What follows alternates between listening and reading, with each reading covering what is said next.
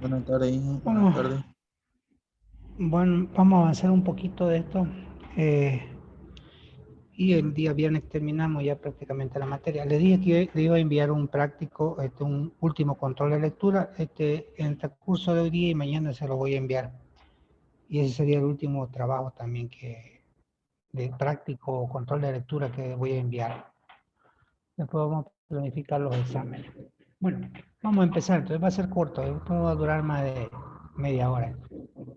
Listo. Dentro de la primera serie de transición están también el cobalto y el níquel. El cobalto, tenemos aquí, este es el símbolo del cobalto, ¿no? Cobalto. Como habíamos mencionado anteriormente, es uno de los metales que eh, tienen su importancia porque le infieren ciertas propiedades al hierro, las aleaciones.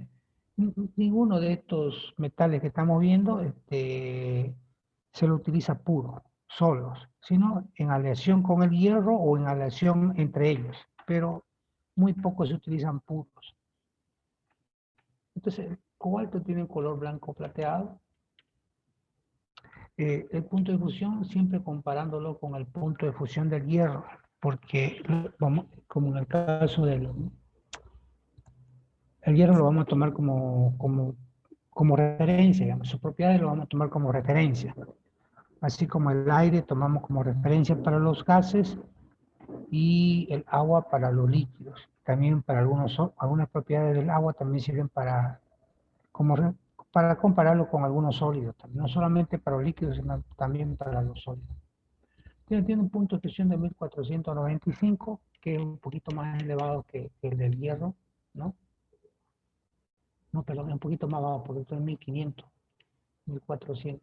Entonces, su punto de ebullición no tiene mucho sentido. En el caso de los metales, solamente los metales que tienen punto de fusión bajo, es bueno mencionarlo, ¿no? Pero en el caso cuando tienen punto de fusión alto, generalmente el punto de ebullición no es, digamos, muy importante conocerlo. Su densidad es 8,9, también un poquito más denso que el hierro, más pesado que el hierro, ¿no? Entonces, hay algunas propiedades. Hay otro, hay una variedad, digamos, un isótopo del cobalto que se llama cobalto 60. Cobalto 60, este es un isótopo, cobalto 60. Este es radiactivo, como indica acá, es decir, que emite partículas o energía del núcleo, ¿no? Entonces es radiactivo y se utiliza su uso principal en la radioterapia, o sea, para el tratamiento del cáncer, de cierto tipo de cáncer. Entonces, bueno, en realidad esto es para cualquier tipo, lo que pasa es que es muy invasivo. El tratamiento con radioterapia es muy invasivo. ¿Qué significa esto? Que no solamente mata las células del cáncer, sino también las otras células sanas. Entonces es muy invasivo. Mm, Actualmente, aquí creo que en el hospital oncológico han comprado un acelerador que se llama, que es un equipo que hace que digamos,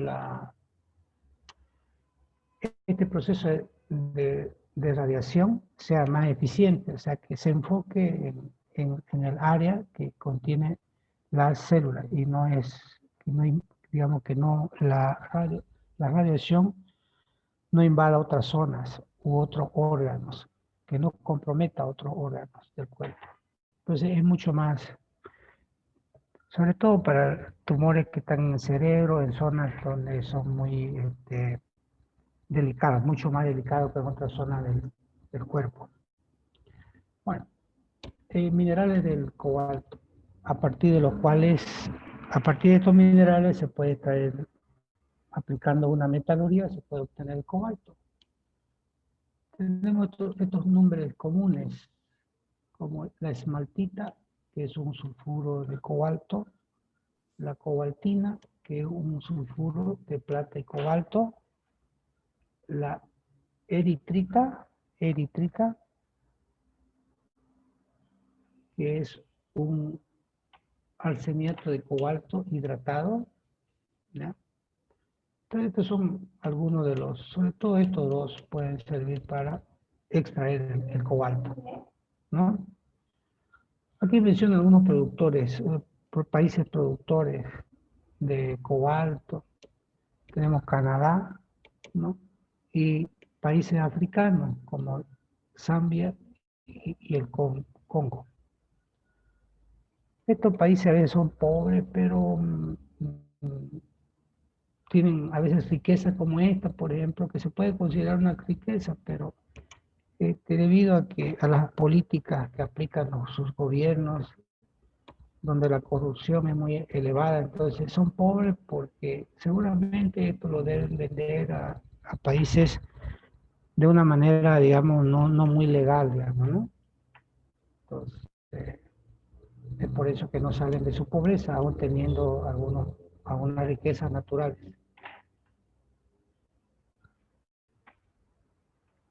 Bueno, en nuestro caso, en nuestro país no es tan,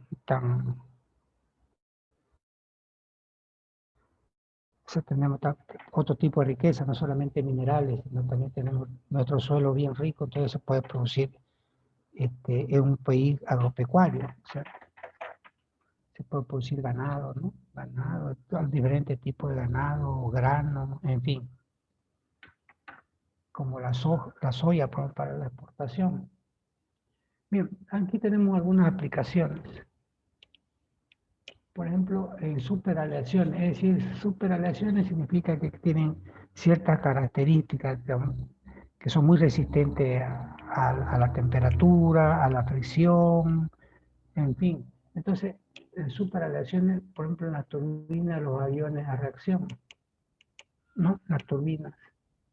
Y en la industria también, no solamente en turbinas de aviones, también en turbinas de para generar energía eléctrica.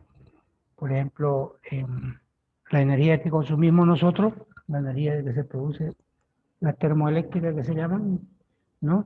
Que las primeras termoeléctricas se instalaron en Santa Cruz hace, no sé, unos 30 años atrás más o menos, no sé.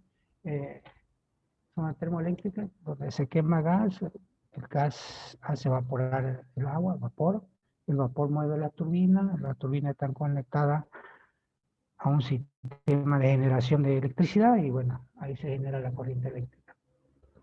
En algunas zonas de nuestro país también hay hidroeléctricas, en La Paz, me parece que en Cochabamba también, pero que generan corriente en pequeña cantidad, digamos, ¿no? Que no abastece el consumo interno, el consumo de energía interno. Acero al cobalto, otra aplicación, acero al cobalto, donde está el hierro principal, que se utiliza para imanes permanentes. Estas son algunas de las aplicaciones, puede haber más. El carburo de wolframio, ¿no? Más el cobalto, es un material que se llama carboloy, que más o menos tiene una característica también de superaleación, o sea, se utiliza para materiales para cortar y para trabajar el acero, para cortar y trabajar el acero, ¿no? Este otro material también, aleación de cromo y cobalto. A esta aleación se llama estelitita, y también tiene características parecidas a esta, que son duros y no se deforman con el esfuerzo ni por el calentamiento. Por eso se utilizan para cortar otro material, otros metales, ¿no? Como el hierro y demás, y trabajar el acero. Tiene los mismos usos, como indica la flecha acá, ¿no? Por ejemplo, los tornos, los torneros utilizan aparatos así, piezas que le dan forma al acero, al hierro o a otras aleaciones. Entonces, seguramente esa parte, esos componentes deben ser de estos materiales. En la industria, la cerámica es otro uso que también tiene el cobalto, sobre todo en forma de pigmento, para hacer el vidriado, para los colores Ustedes han visto el piso de cerámica, el recubrimiento de cerámica, tiene muchos colores. Y ahí se aplica sales u óxido de cobalto para darle diferentes colores a la cerámica. En el secado de pinturas es un catalizador. Han visto ahora que las pinturas, hay pinturas de secado rápido. Antes, digamos, la pintura al aceite se aplicaba y se tenía que esperar bastante tiempo para poder utilizar, digamos, la pieza o que eran pintadas con este tipo de pintura, al aceite u otro tipo de pintura, ¿no? Que secaba muy lentamente, tardaba días, digamos, dependiendo del tiempo.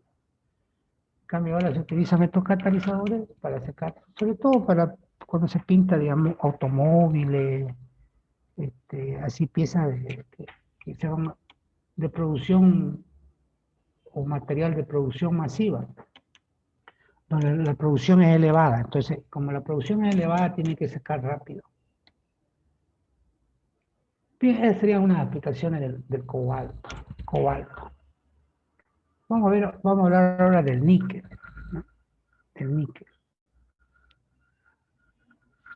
El níquel, sus propiedades más o menos son parecidas, el níquel, el cromo y el cobalto, sus propiedades más o menos se parecen. Propiedades, es duro, pero este es más dúctil y maleable que el cobalto. Es duro, pero maleable y dúctil. Tiene propiedades magnéticas, como habíamos dicho antes, con las propiedades generales de este grupo, habíamos visto de que varios de estos metales tienen propiedades magnéticas, ferromagnéticas, dijimos, porque eran fuertemente atraídas por un campo magnético. Es muy poco reactivo, no es que no sean reactivos, pero son muy poco reactivos. El cobalto, el cromo, son muy poco reactivos.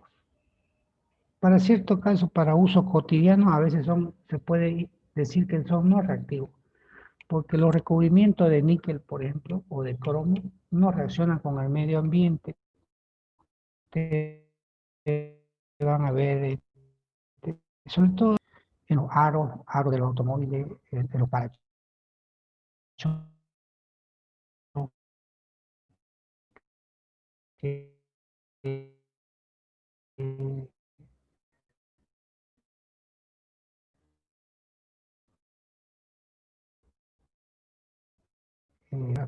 Y exactamente, por eso que el níquel se utiliza en esos procesos, se llama niquelado. En el caso del cromo se llama cromado. Ustedes van a ver los muebles de Corimex, por ejemplo, los muebles metálicos. Entonces, tienen ciertas piezas, ciertas partes que contienen, que son de hierro, metálicos, pero son metales recubiertos de níquel o de cromo, son cromados o niquelados. Su punto de fusión es de 1455. Es un poco más bajo que el de cobalto, pero de esta manera es elevado. Su densidad es muy parecida al cobalto, 8,9 gramos por centímetro cúbico. Este metal aparece, dice, en los meteoritos. A veces los meteoritos cuando caen a la Tierra, ustedes saben que los meteoritos pequeños se desintegran en contacto con la atmósfera, porque la fricción hace que esto parezca una llama, ¿no? Una llama que cae en un punto, como si estuviera cayendo un pedacito de llama, digamos. Entonces, aparecen meteoritos. Cuando se han analizado estos pedacitos de meteoro que llegan a la Tierra, se ha visto que contienen níquel. Algunos minerales que contienen níquel en forma natural, ¿no? Algunos minerales que contienen minerales, dice acá, ya por si acaso, minerales. Tenemos la garnierita y la milerita. Garnierita y milerita. Hay otros más, pero esos son los principales. Minerales que contienen níquel. Vamos a mencionar aquí solamente su método de extracción, ¿no? Hay un método que se llama el método de Mohs, que es un poquito complicado. No lo vamos a decir, pues, los ingenieros metalúrgicos ya se van a ocupar de estudiar ya más detenidamente esta metalúrgica. Nosotros no solamente nos encargamos de la parte general. Entonces, el método, hay un método de Mond, que es un poquito complicado, no vale la pena que se lo explique. Entonces, el método de Mond es el que utiliza para extraer el níquel a partir de estos minerales que hemos visto anteriormente. Los usos, ¿para qué se utiliza el níquel? En el revestimiento del hierro, lo que lo anteriormente el niquelado, y otros metales, no solamente del hierro, sino otros metales que son susceptibles a ser atacados por el medio ambiente, por el oxígeno, por el azufre, por el, ¿qué más? Por la humedad del atmosférico. Entonces lo protege de la corrosión. Este revestimiento con níquel o cromo lo protege de la corrosión. También como otros metales que hemos visto de este grupo, actúa como catalizador. Como catalizador. Por ejemplo, ¿en qué proceso trabaja como catalizador? En la hidrogenación del petróleo y otros. Por ejemplo, en la hidrogenación catalítica del aceite. Hay un proceso mediante el cual el aceite vegetal, por ejemplo, se lo convierte en margarina. El aceite es líquido. En cambio, la margarina es una especie de mantequilla vegetal que se llama, ¿no? Es sólido. Entonces, ahí se lo hidrogena el aceite y se lo convierte en margarina. Pero también y la hidrogena se convierte en ciertos cortes de petróleo, digamos, de un compuesto a otro, ¿no? Entonces, para eso, la hidrogenación del petróleo, vuelvo a repetir.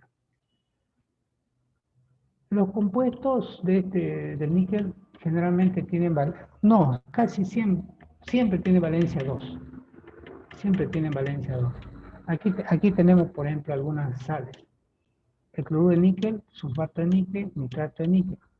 Si ustedes se fijan en todos estos compuestos, la valencia del níquel es de 2. 2, 2 y 2. En todas, las sales de níquel, estas sales que son solubles, le dan cierta coloración a las soluciones, que a veces sirven para identificarlo. Por ejemplo, son de color entre color verde y azul. Esto en química analítica sirve para su identificación también, sirve para su identificación. Los colores que forman las sales solubles de estos metales que estamos viendo, no solamente de este, sino de todos los metales de transición. Es una propiedad casi exclusiva de los metales de transición. Muchas de sus sales son coloridas, como hemos visto entre las propiedades generales de los metales de transición, ¿no? Habíamos visto las propiedades metálicas, después, ¿qué otra propiedad es? La propiedad de la variabilidad de su estado de oxidación. Los compuestos que tienen la misma forma geométrica, cristalizan la misma forma, entonces también son muy similares en este tipo de compuestos. Bueno, eso ya lo habíamos visto en una clase anterior. Son isomorfos, se llaman, ¿no? Que tienen la misma forma. Bien, aquí tenemos una sal que de uso que es una sal doble. Es una especie de un sulfato doble. Sulfato de amonio y sulfato de níquel. Sulfato de amonio y níquel. Es una especie de un alumbre de níquel y amonio, podemos decirle. Alumbre, ¿no? ¿Recuerdan cuando hemos visto el aluminio? Es un ejemplo. El aluminio es el mejor ejemplo de la formación de los alumbres. ¿Qué son los alumbres? Son sulfatos dobles, de un metal trivalente y un metal o un compuesto monovalente.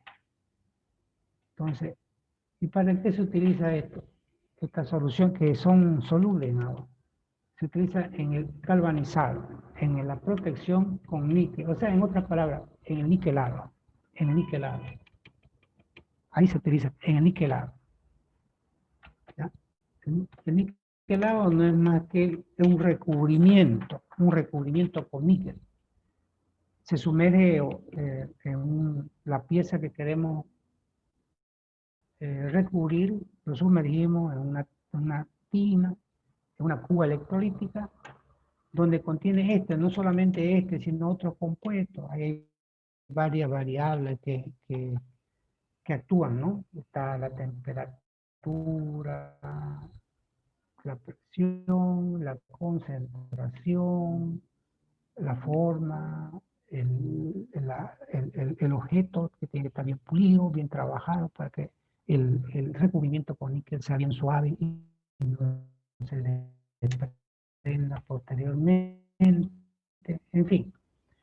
Entonces son varias presencias catalizadoras, inclusive. En fin. Bien, reconocimiento. Las sales de níquel, cualquiera de estas, por ejemplo, que contiene níquel, se puede reconocer en química analítica cuantitativa, se lo puede reconocer con la acción de las sales de níquel. Bien, eso es lo que quería explicar hoy día. Como ustedes han visto, la clase es corta porque ya en la próxima clase, como vamos a ver, ya vamos a ver el titanio, que no vamos a ver su obtención, vamos a mencionar su uso, el wolframio o wolfram, o tungsteno también que se llama, y el tantalio. Y con eso terminaríamos la materia. ¿Ya? Entonces, eso nomás el tantalio, bueno, el titanio, ustedes saben, es un metal estratégico actualmente, es muy liviano. La ventaja que tiene el titanio es que es liviano y es bien resistente a los compuestos químicos. Entonces, actualmente se utiliza, tiene muchas aplicaciones, pero es un metal escaso, digamos. Se puede decir que es un metal estratégico, pero es escaso. No es abundante como en el caso del hierro, porque el hierro es muy, muy abundante en comparación con estos otros metales. Entonces es muy abundante. Por eso el precio del hierro es bajo. Es más bajo que el aluminio inclusive, mucho más bajo que el aluminio. El aluminio es mucho más caro. El magnesio, que también tiene aplicaciones industriales, es más caro que el aluminio inclusive. Pero son metales que son muy utilizados en la industria. El aluminio y el magnesio, en ese orden. El hierro sería, digamos, el metal más importante por sus aplicaciones, ¿no? Un país, digamos, inclusive el consumo o el uso del hierro de un país se puede considerar, digamos, como un indicador de desarrollo industrial, ¿no? No de un desarrollo social, pero sí un desarrollo económico. Un país que consuma mucho hierro, como la China, por ejemplo, en los últimos 20 años o 15 años, ¿no? Más o menos, indica por su crecimiento. Han hecho bastante edificios, puentes, tienen su fábrica de automóviles, de barcos, etcétera, etcétera. Entonces, los países que consumen más hierro, igual que el ácido sulfúrico, te puede considerar como un indicador, digamos. Un país que consume mucho ácido sulfúrico también se puede considerar un país desarrollado, porque la industria utiliza mucho ácido sulfúrico. Entonces, en el caso del titanio es más estratégico, digamos, ¿no? El primer uso que llegó a nuestro conocimiento eran los relojes de titanio. Han visto ustedes los relojes que tienen manilla metálica. El acero inoxidable es muy pesado, entonces se ponían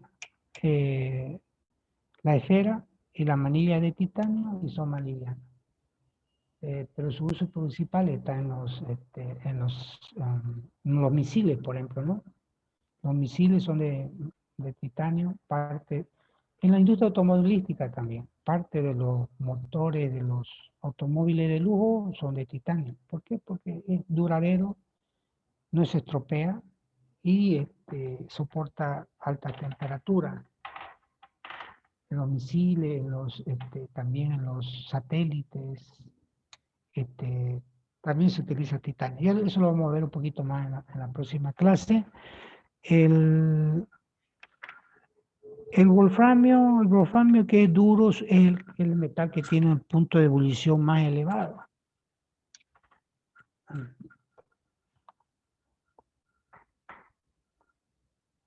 El punto, bueno, antes que se corte, y vamos a hablar del wolframio o tungsteno y del tantalio. El tantalio también es un metal estratégico. Se utiliza para fabricar armamento bélico, sobre todo tanques, para fabricar camiones de asalto, en fin, maquinaria pesada, armamento pesado, ¿no? Puede ser para cañones, porque no se deforma con el impacto, digamos, si usted dispara una bala de un cañón, entonces se deforma, pero no penetra. Bien, eso es lo que a largo rasgo quería explicarle hoy día, y a ver, voy a ver la galería, ¿cuántos hay? Han entrado apenas 21. 21. Por favor se muestran en la galería para que yo pueda sacarle una foto.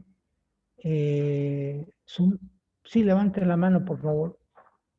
Hay algunos que ingresen y después se van a dormir, digamos, ¿no? O no sé.